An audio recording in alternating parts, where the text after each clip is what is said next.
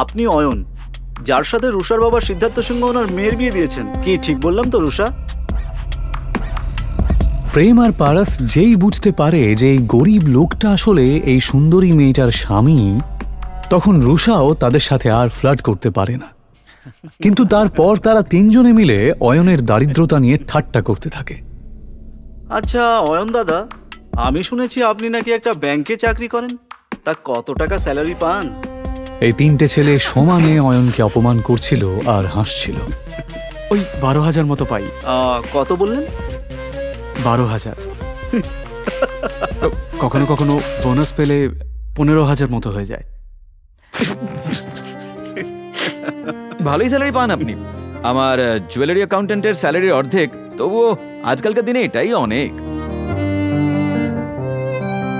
আচ্ছা পারাস, যদি তোর স্টোরে কোনো স্টাফের দরকার পড়ে তাহলে অবশ্যই অয়ন দাদাকে বলিস।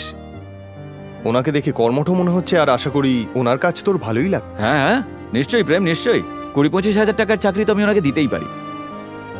আচ্ছা অয়ন দাদা, আপনি চাইলে কাল থেকেই জয়েন করতে পারেন। তারা কাকে জব অফার করছিল? অয়নকে। ও চাইলে তাদের তিনজনকেই কিনে ফেলতে পারত।